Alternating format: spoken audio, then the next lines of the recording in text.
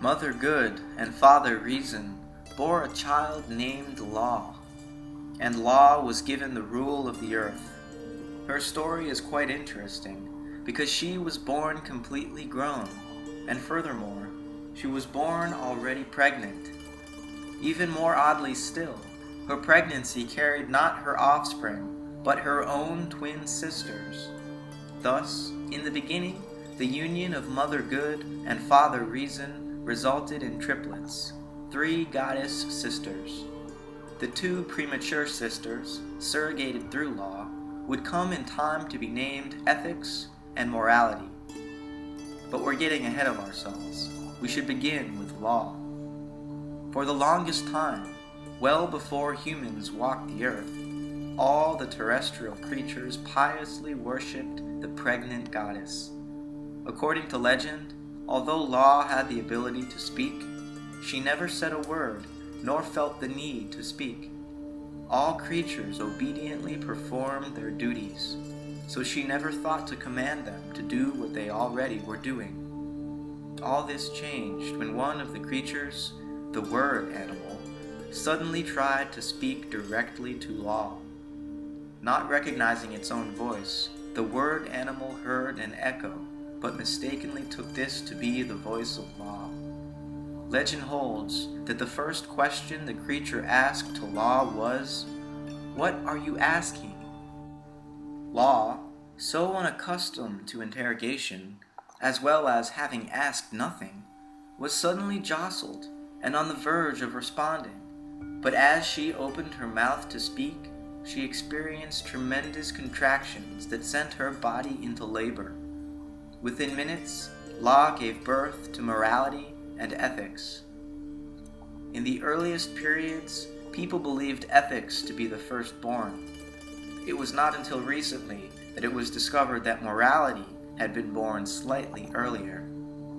But this is really a technicality, for although Morality was born first, arriving a few hours before Ethics, she was premature and underdeveloped.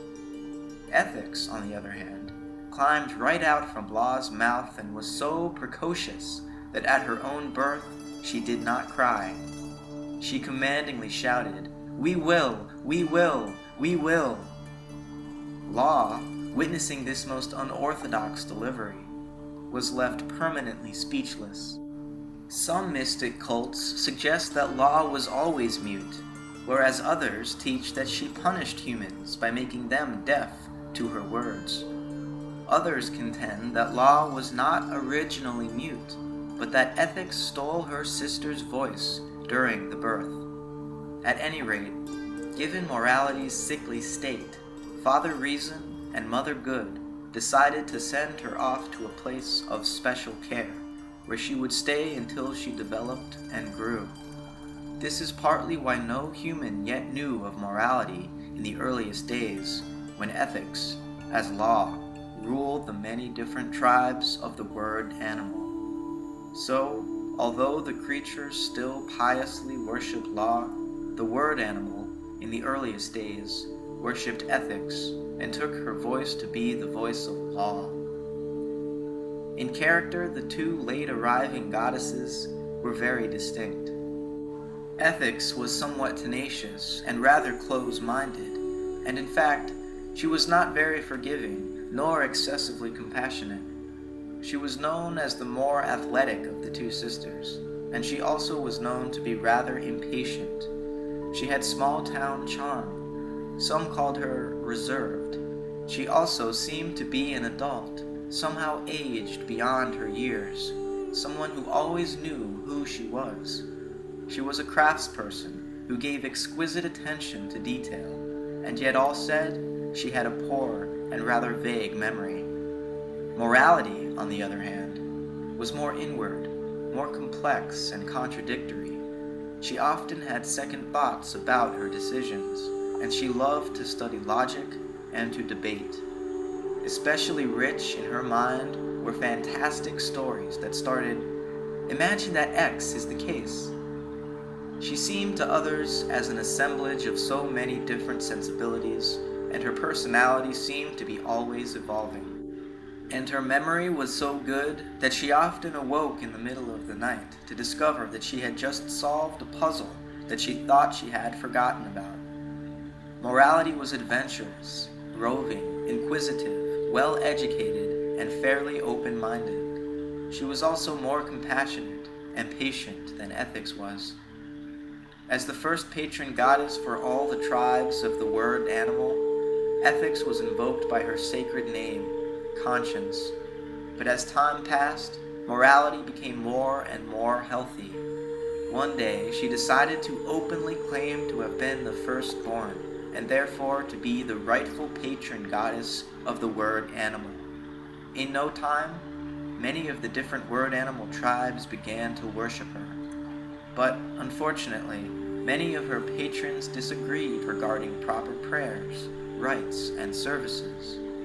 A proliferation of widely diverse temples and many different conflicting beliefs and offerings were made in her name. Morality, for her own part, enjoyed all of the many different ways of paying homage to her, and was therefore disinclined to lay out any explicitly always proper rite.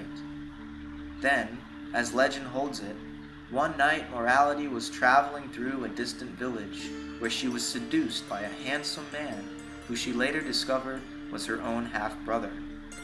He was Father Reason's mortal son, Money, who also went by the nickname Stranger. It so happens that long ago, Father Reason had an affair with a mortal woman named Commerce, who then bore a child that she named Money. From the incestuous relationship between Morality and Money, Morality became pregnant and bore a son who she named Legality. The untidy affair itself, and even Legality's birth, went unnoticed for years. Early in the pregnancy, Morality told Ethics about Money, and Ethics was harsh and judgmental. She said that Morality should feel shame, embarrassment, and do proper penitence. Ethics also advised Morality to stay silent and keep Legality from public view, which they did as long as was possible. Legality, as partly divine, was strong and robust. He was also resourceful. Always demanding autonomy and self-sufficiency, he soon came of age, and his sense of self-sufficiency grew quickly as he learned how to craft documents, a talent he took from his mother. Over time, he became more and more powerful, so powerful that some of the word animals began to pray to Legality. They would offer heartfelt petitions and rituals of appeasement, all as if Legality were an equal to the gods. Legality couldn't be happier about it. He liked to think of himself as an equal to his mother and her side of the family. As Legality's status grew, it one day reached the point where his auntie Ethics felt she had to speak out. Some legends say it was because she was jealous that Legality was not her own son, whereas others held that she was physically unable to not say the truth. In any event, Ethics publicly announced the incestuous affair between Money and Morality, and claimed that Legality was not wholly divine, and should not be worshipped as a god. At that very moment, in his rage against her, Legality began his plot to murder Ethics. Many have said that Money, Legality's father, was Legality's largest influence, and it is clear that Legality and his father were close. They had family resemblances and shared mannerisms. Despite this, Legality tried to think of himself, to imagine himself, as more and more like his mother and her side of the family. He even tried to spend more time with Morality, because he thought it might be in his interest to do so. Part of his plan was to undermine the sisterly bond between Morality and Ethics. He never offered to assist Ethics in her labors, but he eagerly offered to do some of Morality's routine work, of course, pending details spelled out in the fine print.